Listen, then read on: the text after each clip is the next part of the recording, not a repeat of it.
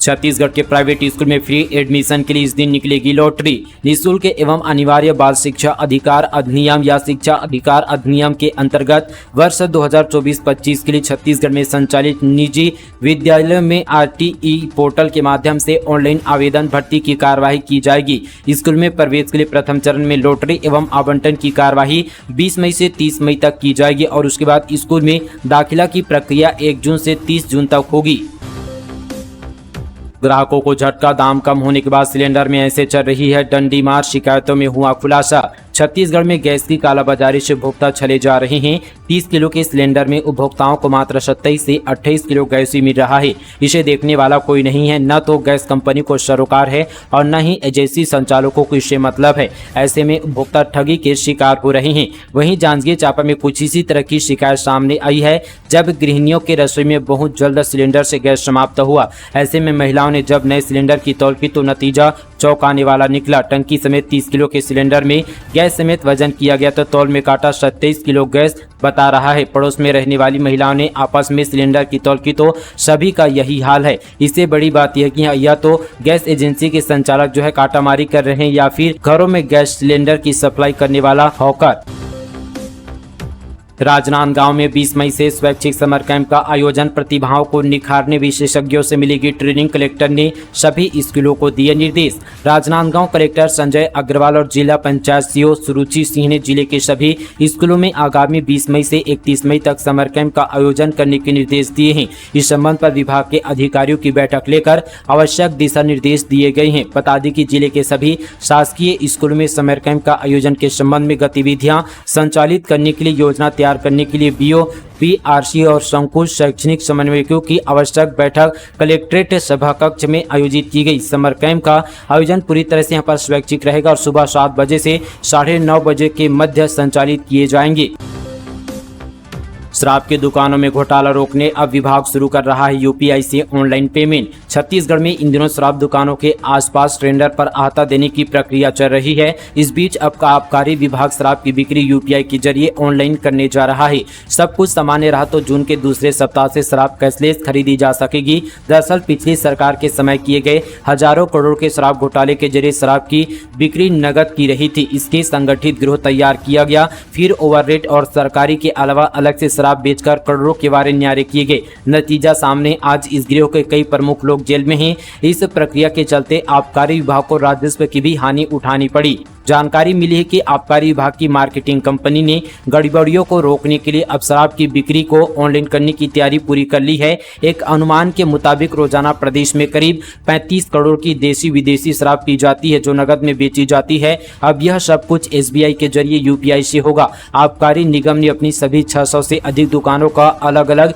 UPI account bank में खोल दिया है। हर दुकान का अलग खाता और अलग QR कोड होने से ग्राहकों को इस बात की तसल्ली होगी कि वह सही दुकान में पेमेंट कर रहा है। बता दें कि यह सिस्टम प्रीमियम दुकानों में पायलट प्रोजेक्ट के तहत पहले से ही है। बताया जा रहा है कि जून के महीने में सभी दुकानों में UPI से ऑनलाइन पेमेंट शुरू कर दिया जाएगा।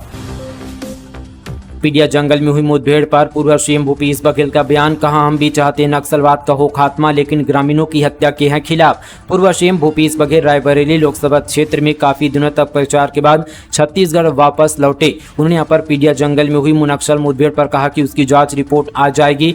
नक्सलवाद का खात्मा भी हम भी चाहते हैं, लेकिन निर्दोष ग्रामीणों की हत्या के हम खिलाफ है। इसके साथ ही भूपेश बघेल ने अन्य मुद्दों पर भी बयान दिया। SECL में नियोजित ठेका कंपनी की गुंडागर्दी, कोरबा में कर्मचारी के साथ गाली गलौज और अभद्रता, अधिकारी ने की जान से मारने की कोशिश।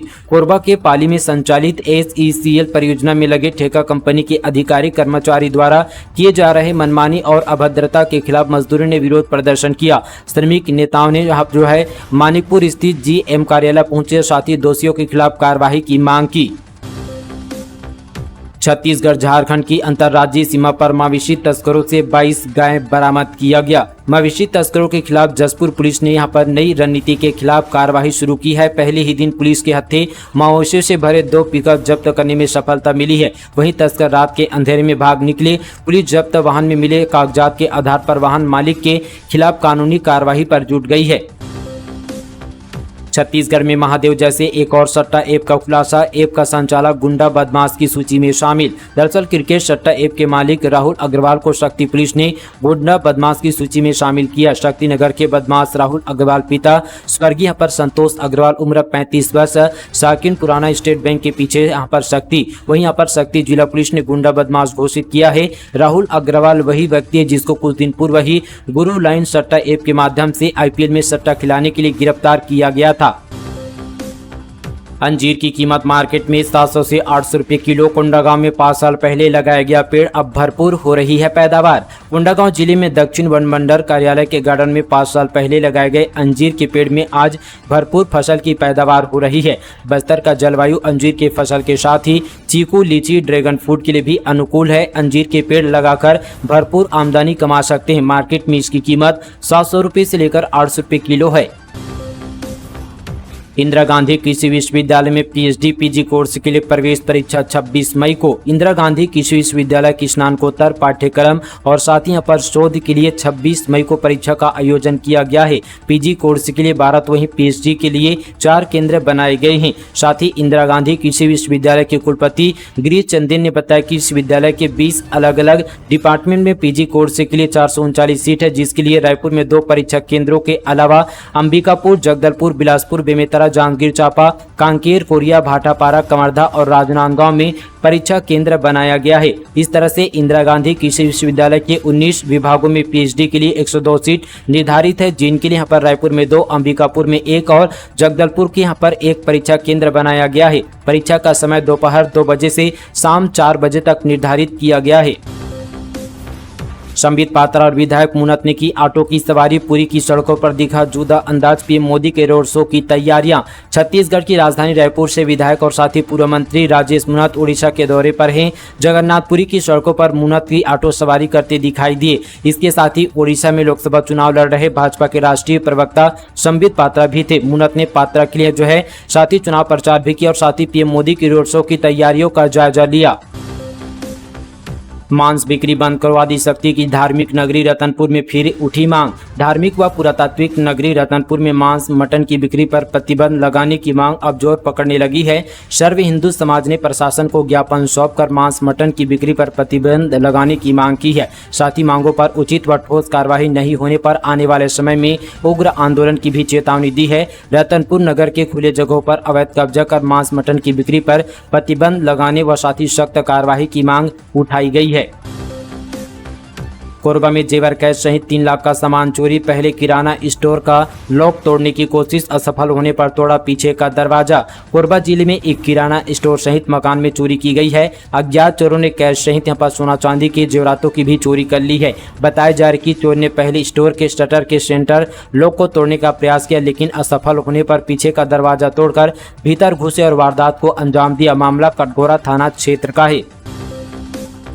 वन माफियाओं के हौसले बुलंद। दूसरे के 700 पेड़ों को काटा, मालिक ने पुलिस से लगाई गुहार। मनेंद्रगढ़ जिले के भरतपुर जनपद पंचायत क्षेत्र में वन माफियाओं का हौसला इस कदर बढ़ा हुआ है कि बगैर परमिशन एवं बगैर इजाजत दूसरे के निजी भूमि पर लगी यूकेलिप्टस के 700 पेड़ों को काट डाला। आपको बता दें कि यहाँ पर 700 यूकेलिप्टस के पेड़ काटने के बारे में मालिक को पता ही नहीं। वहीं थाना में शिकायत यहाँ पर हालांकि जमीन एवं साथी पेड़ों पर मालिकाना हक रखने वाले भीमसेन गुप्ता को इसकी जानकारी होती है। उसने पुलिस थाना जनकपुर और साथ ही तहसीलदार भरतपुर से गुहार लगाई है।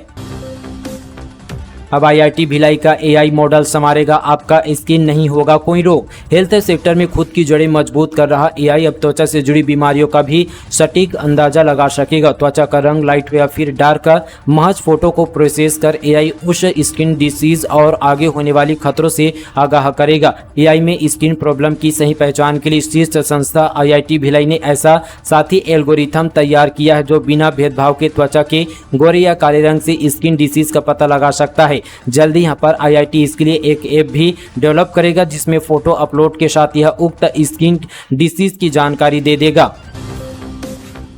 21 महीने बाद 32 करोड़ में बना सुपेला अंडर ब्रिज, दीवार और छत को 3D पेंटिंग से सजाया, लड्डू बांटकर मनाई गई खुशियां। दुर्ग जिले के वैशाली नगर और भिलाई टाउनशिप को जोड़ने वाला सबसे अहम रास्ता सुपेला अंडर ब्रिज 21 महीने के बाद बनकर तैयार हो गया है। वहीं यहां पर आकाशगंगा मार्केट के व्यापारियों ने इसे आम जनता के लिए खोल दिया। इस दौरान व्यापारी संघ के लोगों ने यहां पर लड्डू बांटकर खुशियां मनाई। कांग्रेस की इस टोटके पर छिड़ी जंग, बीजेपी ने कार्टून पोस्ट कर उड़ाया मजाक, लिखा देश को लगा है कांग्रेस दोष। मध्य प्रदेश में कांग्रेस कार्यालय में वास्तु दोष का ग्रहण अब छत्तीसगढ़ में भी दिखाई दे रहा है। भाजपा ने अपने सोशल मीडिया पर कार्टून पोस्ट कर इस पर कांग्रेस को आड़े हाथ लिया है। उन्होंने वास्तु दोष पर कांग्रेस पर जमकर हमला बोला है। भाजपा की इस पोस्ट पर कांग्रेस नेताओं ने भी पलटवार करना शुरू कर दिया है। भारतीय जनता पार्टी ने सोशल मीडिया पर एक कार्टून शेयर किया है जिसमें कांग्रेस के नेता कहते दिख रहे कि हमारे यहाँ मस्तिष्क का दोस्त। इस कार्टून से बीजेपी ने सीधे छत्तीसगढ़ के पूर्व सीएम भूपेश बघेल पर हमला बोला। वहीं पोस्ट के कैप्शन में लिखा है देश को लगा है कांग्रेस दोष।